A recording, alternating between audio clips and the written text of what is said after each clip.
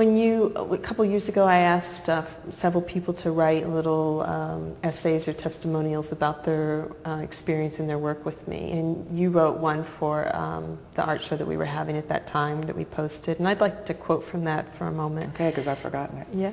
It says, "I observe in myself an increased willingness to be patient, definite improvement in balance, more energy to undertake physical exercise, a certain lessening of mental laziness, an additional sense of well-being, reflection, and peace, a sudden understanding of long pondered musical questions." And of course, as a Feldenkrais practitioner, the beginning of these items, to be more patient, makes perfect sense to me, an improvement in balance, and energy. It's because the Feldenkrais work is about learning, and it's about creating new options and pathways. I think the one that most intrigues me in your list here, it is quite a list, is a sudden understanding of long pondered musical questions.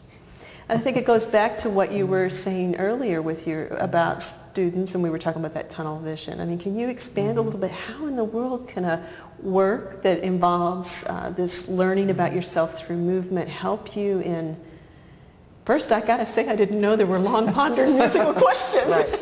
Well, I meant, of course, that I had long pondered them. Yeah. And so, and maybe somebody would say, well, there was no reason to ponder it. The obvious answer is.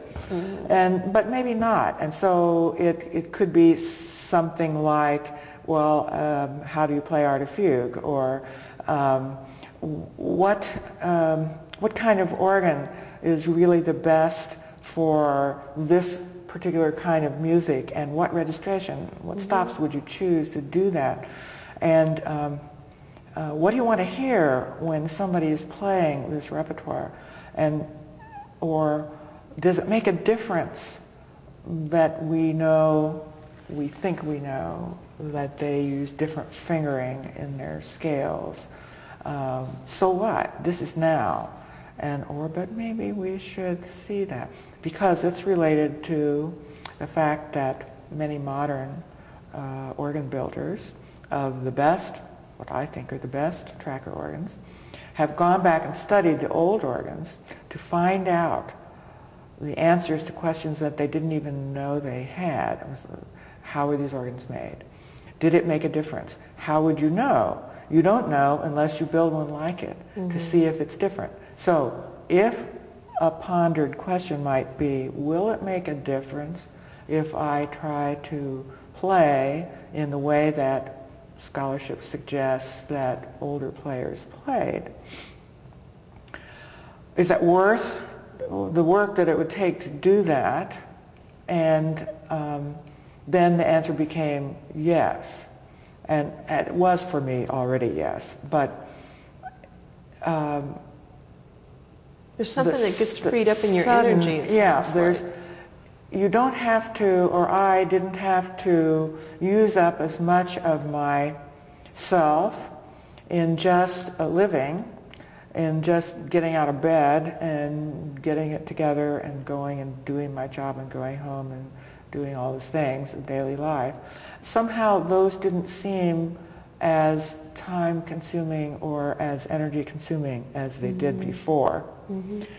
So then there was space left in my brain or in my whole self to see the answers, or to have time to listen to it. Is all I can think of, is that it must be something like that. And it also has to do, I'm sure, with just the passage of years too. Because I often find myself thinking while practicing, just out of the blue, of something that somebody said. I don't even remember how long ago, but I usually know who it was, or some colleague or a teacher or somebody, and I think, oh, that's what they meant. Or suddenly it's there, and it's there because I was patient enough, or I was open enough, or I was not worried about finding the answer. So once you're not worried so much about finding it, and you don't think that your self-esteem is based on it, then you can find it, probably. So I haven't found all those answers, but I found a lot, and now I got others that I'm pondering. But then this summer, of course, I have to answer a lot of them for the Art of Fugue recording. But that I'm really looking forward to, the summer. I can't do it till summer because of other commitments, but to get to take that body of music again and I really go into it in the summer and see what happens. Beautiful. And if the recording, you know, and then if next year I thought it wasn't that way anymore, well, it doesn't matter. It reminds me of a story that the same Bernard Lagasse told once. He had changed his way of playing, as we all did, when we found out things about the past. And he had made some recordings before that. So somebody asked him about his early recordings. And he said, oh, well, surely I do not play that way now, but I do not disavow them. They are good. And I thought, how wonderful that he can say that, because somebody listening to that recording think, well, he knows better now. And he isn't thinking of it as that he knows better. He's just thinking about, yeah, you know, we all know differently now, but they're good. And they're good depending on what we knew at the time. It becomes pathological if people cannot come to a place of accepting where they have been. So it's normal to have at the beginning to go, oh, why did I ever behave like that? That's a normal stage. But then there's that going back and having a real appreciation for the importance of coming through that stage, that time, which he had a clear understanding of. He did.